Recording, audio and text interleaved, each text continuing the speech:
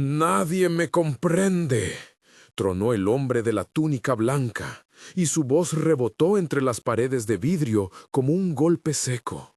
El rascacielos parecía contener el estallido, ventanas que devolvían la ciudad en jirones, la maqueta de la torre proyectándose como una ciudad en miniatura sobre la mesa central, y 13 miradas fijas en el rostro arrugado del jeque Khalid al-Jamil. Sus manos temblaban apenas, su ceño marcaba una línea que ninguno de los hombres de traje supo suavizar. Los traductores intercambiaron miradas y frases susurradas que no alcanzaron a apagar la furia. En ese silencio que olía a café frío y a madera lacada, la voz más baja fue la que hizo temblar el aire. Una muchacha de ropa sencilla que hasta hacía una hora había empujado una aspiradora por los pasillos del piso 49. Lina, hija del conserje Hassan, llevaba las manos aún con el perfume tenue del jabón, y en su rostro una decisión que no había pedido permiso para nacer. Si quieres ver cómo un gesto humilde cambió todo, quédate hasta el final y suscríbete. La sala olía a metal y a ciudad. La luz del mediodía atravesaba el vidrio y convertía en destellos la maqueta, las carpetas y las copas con agua mineral.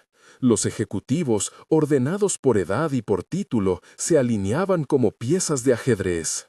Señor Davenport, vicepresidente de proyectos internacionales, con la corbata apretada y la mandíbula lista para cerrar el trato. La directora de Relaciones Internacionales con un dossier lleno de cifras, y junto a ella el traductor oficial del jeque, un hombre de voz clara, pero con traducciones que llegaban cortas de matiz, vacías de la música que el visitante exigía. La disputa no era por números solamente. Había, en la mesa, un gesto simbólico. La maqueta de la torre tenía un mihrab sugerido en uno de sus laterales, un hueco que pretendía ser puente entre diseño y cultura. El jeque lo señalaba con el índice y hablaba de historia. El equipo lo quería ver como un elemento estético que no condicionara costos ni plazos. Cada palabra traducida arrancaba de su sentido profundo. Cada interpretación esquemática aumentaba la distancia. Cuando Khalid lanzó su expresación en la lengua que a todos les parecía distante, los rostros alrededor se endurecieron. No entendían lo que no escuchaban. Lina había llegado temprano esa mañana para cambiar las bombillas del pasillo y sin querer había visto pasar la negociación. Le gustaba el oficio de su padre porque le permitía moverse sin llamar la atención, escalar por entre oficinas, aprender nombres y costumbres a través de puertas entornadas. Su padre, Hassan, había venido de la costa años atrás, con el viento salobre en la memoria y un trabajo que le permitía subsistir con dignidad. Le había enseñado algunas palabras en árabe, no por vanidad, sino por cariño. Saludos, proverbios familiares. La lengua entró en Lina como quien aprende a leer un mapa para no perderse en la casa ajena. No era que Lina fuera una prodigio lingüística reconocida. Había estudiado lingüística en una universidad nocturna mientras trabajaba, y su interés por las arquitecturas de sentido la llevó a aprender la musicalidad del árabe con paciencia. No lo proclamaba. En la oficina era invisible. La joven que arreglaba un enchufe, que ordenaba tazas, que abría la puerta cuando alguien olvidaba las llaves. Invisible hasta que la palabra del jeque la llamó por su nombre encerrado en la urgencia. La discusión se volvió técnica. Davenport exhibía tablas, plazos, costos, cláusulas de cumplimiento. En una de ellas, una frase que al traductor le pareció irrelevante fue reducida a una nota administrativa. Khalid reaccionó como si le hubieran amputado una idea. No es solo un hueco, dijo en árabe, y en la traducción se oyó, es algo estético. El jeque replicó con poesía, hablando de palmeras que resisten tormentas y de muros que deben escuchar al viento. El traductor, con buena voluntad pero sin herramientas, convirtió la poesía en logística. Eso bastó para encender la mecha. Si este mihrab no respeta la orientación sagrada, dijo el jeque, no puedo permitir que se erija. El tono, repetido de forma plana, se convirtió en un ultimátum. La sala se llenó de papeles, de miradas que buscaban certidumbre en los contratos y de teléfonos que vibraban con llamadas a oficinas lejanas. Había en juego más que dinero, había orgullo, identidad y la posibilidad de que una inversión millonaria se marchara como un barco sin ancla. El traductor intentó enmendarse, su voz se hizo insistente, pero cada vez que añadía una palabra, el jeque cerraba los ojos con aire de incomprensión. Davenport golpeó la mesa con la palma, no tanto por la pérdida económica, sino por la humillación de verse confundido ante un cliente poderoso. Necesitamos certidumbre, dijo, necesitamos garantías. Sus palabras, en inglés, sonaron como un golpe técnico. Fue entonces que Lina, que ya había vaciado un contenedor de basura y pasaba por la puerta, escuchó en su lengua materna la frase que soltó el jeque. La ahad yefhamuni, nadie me comprende. El sonido no fue solamente palabras, fue un llamado. Sintió el peso de esas sílabas como si alguien hubiera interrumpido una conversación íntima. En una lengua que había practicado en la cocina de su casa, escuchó la emoción que la traducción había ahogado, orgullo, miedo, una exigencia de respeto. No se permitió pensar demasiado, su corazón se elevó y la habitual cobija del anonimato se rasgó en un acto de coraje tembloroso. Los ojos de la sala se posaron en ella, como si miraran a una interrupción. Para muchos allí, ella era el estereotipo de la servidumbre, manos limpias de jabón, zapatillas discretas, un delantal guardado todavía en su cintura. Para Hassan, parado en la puerta con la llave en la mano, era la hija que había prometido estudiar y no perder la sencillez. Para Lina, aquella mirada fue un compás que marcó el pulso de su decisión. Respiró, avanzó. «Perdón», dijo, primero en español, para luego cambiar sin esfuerzo al árabe que había aprendido escuchando. «Perdón si interrumpo, señor. Creo que me está entendiendo mal». El silencio volvió con una densidad nueva. Nadie había pedido permiso para escuchar la verdad de la lengua. Los ejecutivos intercambiaron gestos de incomodidad. Davenport abrió la boca para ordenar que la retiraran, pero el jeque levantó la mano, y en ese gesto hubo menos distancia y más curiosidad que hostilidad. El traductor se inclinó, como si una sombra hubiera pasado por encima de su autoridad. Lina sintió los ojos de todos, algunos incrédulos, otros expectantes. Su voz en árabe salió clara, sin pretensiones académicas, como la de quien habla de lo que quiere y teme al mismo tiempo.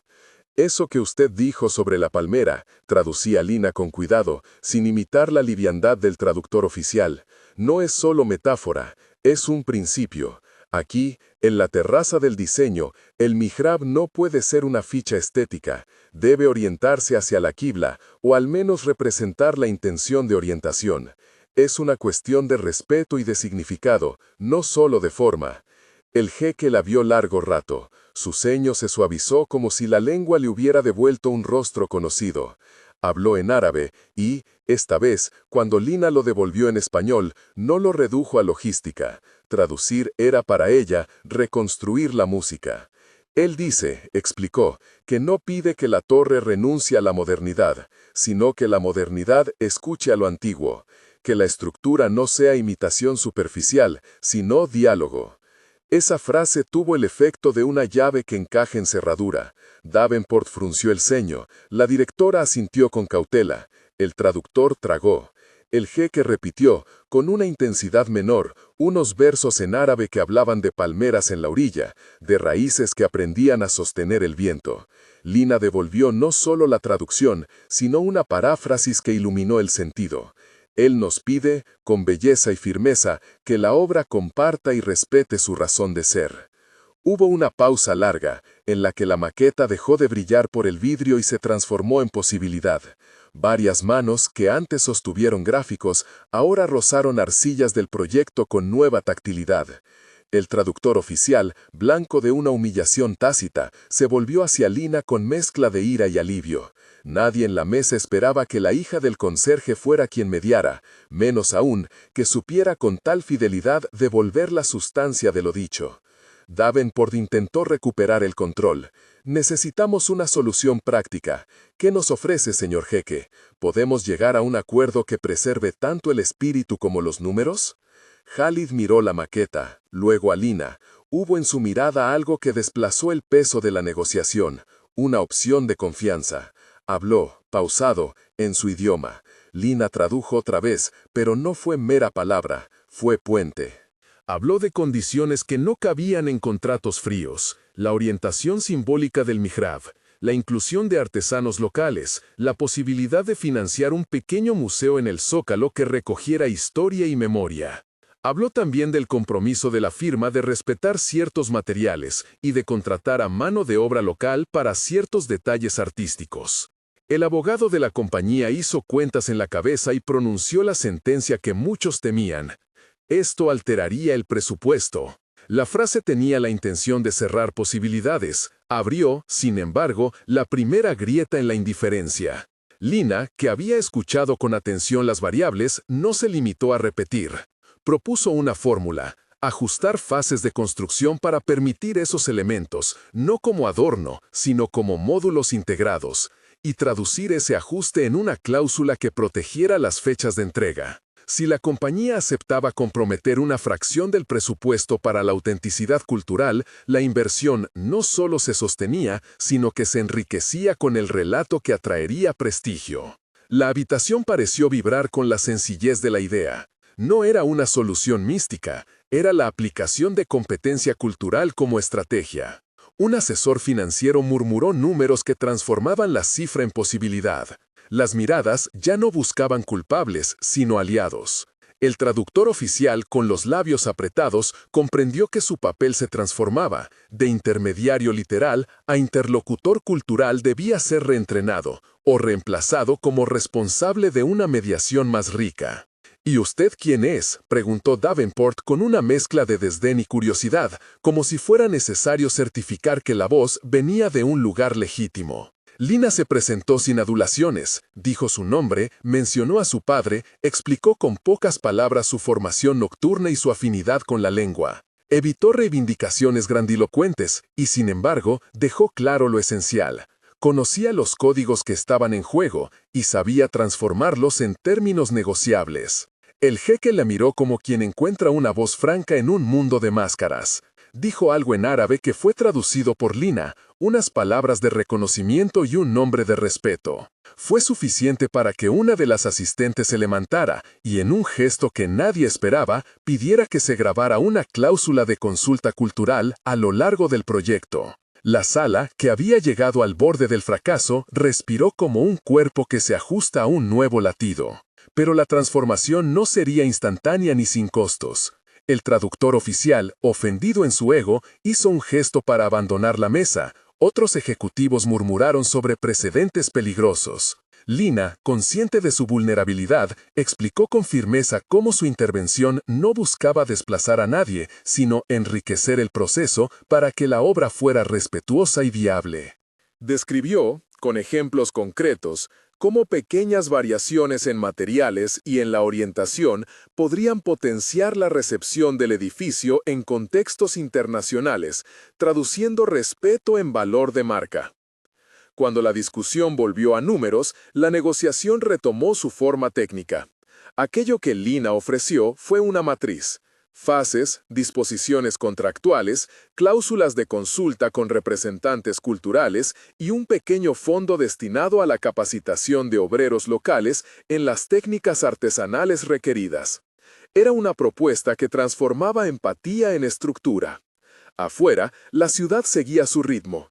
Autobuses, vendedores de almuerzos, una palmera en la plaza que oscilaba con indiferencia ante el drama de los grandes edificios. Dentro, la mesa giró hacia la posibilidad real. El jeque, que había comenzado la mañana gritando su incomprensión, ahora escuchaba con otra disposición.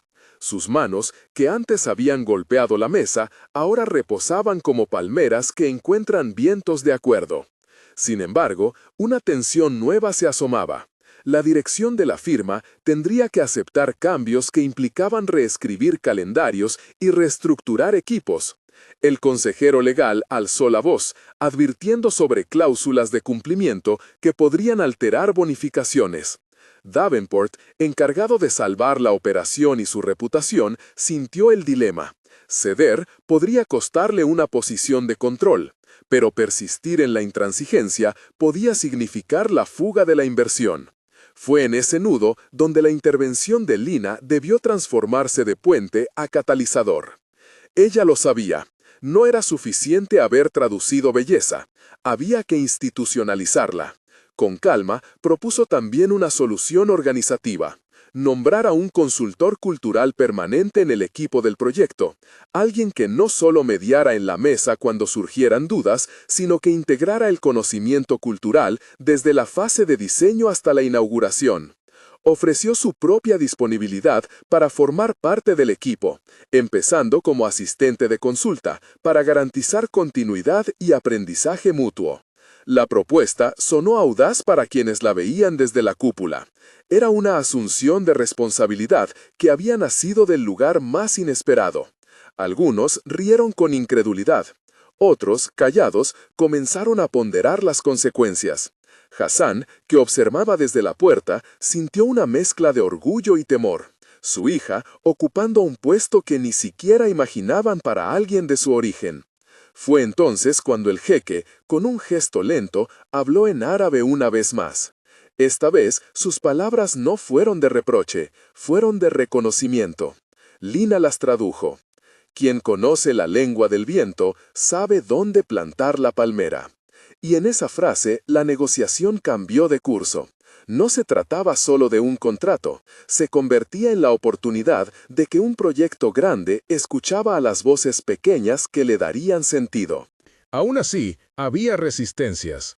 La promesa de contratar artesanos locales exigía tiempo. La cláusula de consulta cultural requería presupuesto. Davenport preguntó por cifras y por garantías. Lina miró la maqueta, la palmera dibujada en la base, y con serenidad propuso un ajuste de fases que mitigaba el impacto, priorizar la estructura para cumplir plazos y diferir ciertos elementos artísticos a una segunda fase financiada por un fondo de prestigio que el jeque aceptaría si se demostraba compromiso. Era un plan que no solo protegía fechas, sino que dignificaba contenido. La sala se tensó. Se aflojaron hombros, hubo murmullos de aceptación y reservas técnicas. Nadie levantó la voz como antes. La palabra comprensión circuló de una boca a otra en diferentes tonos. Lo que había comenzado como un grito se transformó, gracias a la intervención de la joven, en una posibilidad de acuerdo mutuo. Sin embargo, nadie aún había firmado nada. Y en la mesa, la figura del traductor oficial temblaba entre la amenaza de despido por incompetencia y la necesidad de reinvención. Cuando la sesión entró en una discusión sobre cómo formalizar el acuerdo, Lina respiró hondo. Había atravesado el umbral de su invisibilidad y ahora comprendía que su voz tendría consecuencias. Había ganado un reconocimiento tácito, pero también había encendido expectativas. Afuera, la palmera de la plaza movía sus hojas sin presagios. Dentro, el edificio de cristal reflejaba la ciudad que parecía mirar con interés la negociación que había aprendido a nombrar respeto. En el silencio que precede a la última palabra, Lina tomó un sorbo de agua y con la voz firme pero amable, propuso la última jugada. Un memorándum de entendimiento que incorporara las cláusulas culturales y un plan de formación. No era solo una sugerencia técnica, era un acto de liderazgo, donde la competencia cultural se transformaba en herramienta estratégica.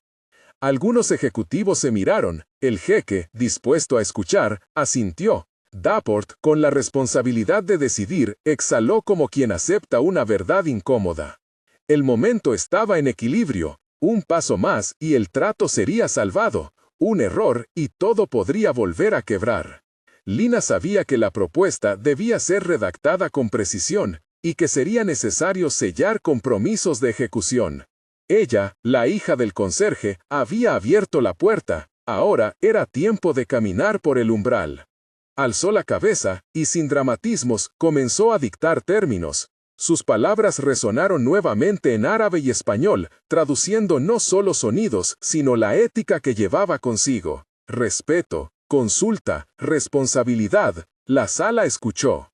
El traductor oficial, sin poder ocultar su alivio y su humillación a la vez, tomó nota. Algunos ejecutivos intercambiaron números y miradas, pero la dirección parecía inclinada hacia el acuerdo.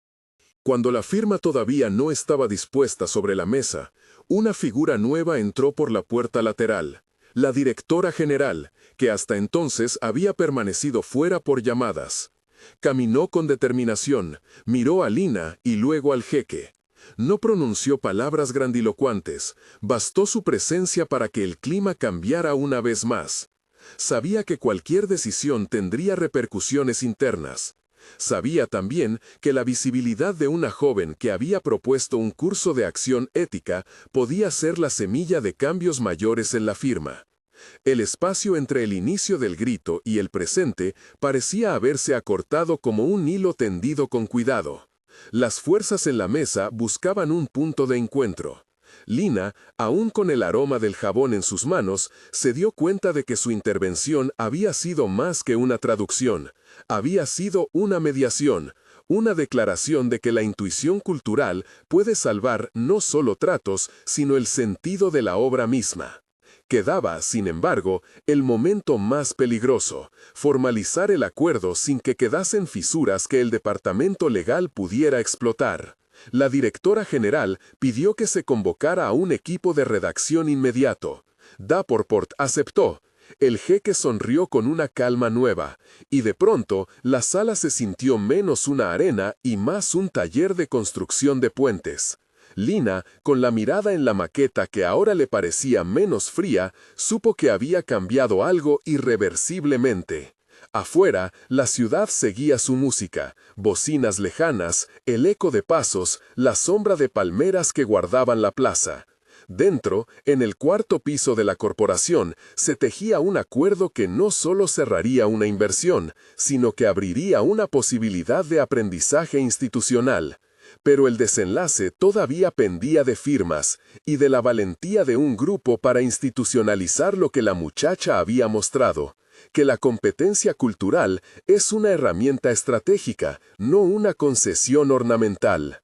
Lina se permitió por un instante mirar a su padre en la puerta. Hassan la devolvió la mirada con una mezcla de orgullo y temor. No dijo nada, su silencio bastó. La joven volvió a la mesa.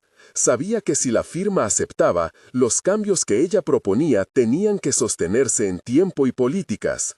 Su oferta de participar como consultora en formación fue tomada como una posibilidad real. Eso la llenó de una responsabilidad que no esperaba, pero aceptó con la serenidad de quien no teme al trabajo. La discusión se encaminó hacia la redacción del memorando. Palmeras, mihrab, maqueta, cláusulas, términos que hasta hace un rato pertenecían a esferas distintas, ahora convivían en un documento. Algunos miembros del Consejo expresaron reservas técnicas, otros una digna curiosidad. El traductor oficial, ya disminuido como figura única, sugirió una reestructuración del equipo de mediación lingüística, capacitación obligatoria y nuevos protocolos. Cuando la directora general propuso formalizar la inclusión de un programa de capacitación cultural dentro de la política de la firma, los murmullos dejaron de ser duda y se volvieron cálculos. Fue el punto en que la pequeña victoria de Lina empezó a tomar forma institucional. Sin retóricas, sin fanfarria, sin revanchas. Solo una decisión que podía cambiar prácticas. La sala, que al inicio resonó con un grito de incomprensión, ahora escuchaba el murmullo constructivo de acuerdos prácticos. Y en medio de ese murmullo, Lina se apartó un paso hacia atrás. Su trabajo había sido abrir la puerta, ahora otros la ocuparían. No buscaba un trofeo, buscaba que la voz que ella había traído, la voz del respeto cultural, tuviese continuidad. Aún así, esa continuidad exigiría más que buenas intenciones. Requeriría recursos, tiempo y la humildad institucional de mirar hacia adentro. Lina sabía que su vida cambiaría si aquello cuajaba. Quizá un contrato, quizá la oportunidad de formar a equipos, quizá una posición que nunca imaginó. Pero también sabía que no quería que su historia fuera la excepción. Quería que el sistema incorporara la práctica de escuchar. Cuando la redacción del memorando empezó, la tensión se transformó en trabajo. Y mientras las manos firmaban borradores y anotaban cláusulas, Lina pensó en la palmera que veía cada tarde desde la ventana del barrio donde vivía, resistente, discreta, con raíces que iban profundos sin alardes. Era la imagen que había traído al salón, una metáfora que el jeque también había reivindicado. La palmera no exigía ser vista, pedía ser comprendida. Todavía faltaban pasos, faltaban firmas definitivas, la aprobación del consejo y la reorganización interna que haría reales las buenas intenciones. Pero el aire había cambiado. Lo que empezó con un grito de frustración se transformaba en la posibilidad de una obra que escuchara la memoria de una cultura. Lina permanecía en la puerta, con la mirada puesta en la maqueta, consciente de que su nombre ya circulaba en la sala como la autora de un puente. Y mientras la jornada se estiraba, alguien cerró la ventana y el reflejo del edificio en su espejo de vidrio dejó pasar la última luz del día, como si la ciudad misma aprobara la idea de que, a veces, la escucha más humilde puede salvar lo que parecía perdido. Lina permanecía en la puerta, con la mirada puesta en la maqueta, consciente de que su nombre ya circulaba en la sala como la autora de un puente. Y mientras la jornada se estiraba, alguien cerró la ventana, y el reflejo del edificio en su espejo de vidrio dejó pasar la última luz del día, como si la ciudad misma aprobara la idea de que, a veces, la escucha más humilde puede salvar lo que parecía perdido.